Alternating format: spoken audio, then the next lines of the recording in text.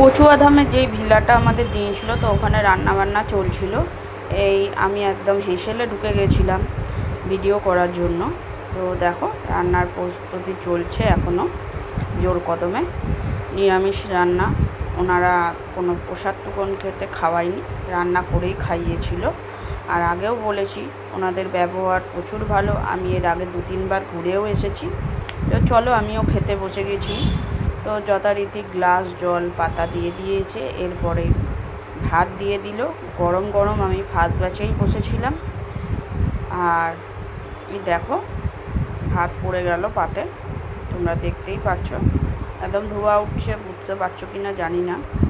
আর আলু ভাজা দিয়ে দিল, এরপর মুগ ডাল দিয়ে দেবে, দেওয়ার পর পটল আলু দেবে। তো রান্না তো অপূর্ব রান্না হয়েছিল, যিনি রান্না করেছিলেন অপূর্ব রান্না, আমি বলে এসেছি আসার সময়। তো যথারীতি পটল আলু এসেই গেল বলতে বলতে, আর আমি বসে থাকতে পারছিলাম না, আমি খাওয়াও স্টার্ট করে দিয়েছি, দেখতে পাচ্ছ।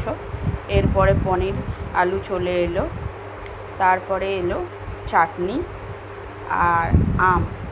ওখানে যেহেতু আম পাওয়া যায় তাই আম দিয়েছিল ওনারা। তো বলছি খাওয়া দাওয়ায় কিচ্ছু কম রাখেনি ওনারা, মানে লোক যথারীতি খেতে পারিনি, প্রচুর খাবার আমাদের বেঁচে গেছিলো।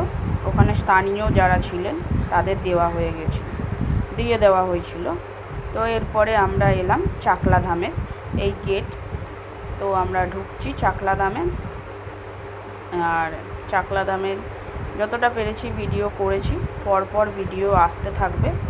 তোমরা আমার পেজের সঙ্গে যেভাবে জড়িয়ে আছো জড়িয়ে থেকো।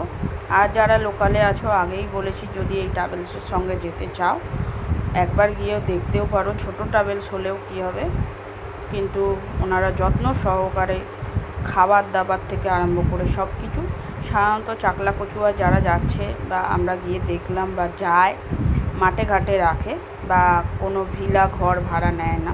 তো এনারা নিয়েছিলেন যাতে আমাদেরকে নিয়ে যাচ্ছে যাতে না আমরা কষ্ট পাই, তার জন্য। তো এইখানটায় জুতো রেখে তারপরে মন্দিরে প্রবেশ করতে হবে, তাই আমরা জুতো কাউন্টারে রাখতে ঢুকছিলাম।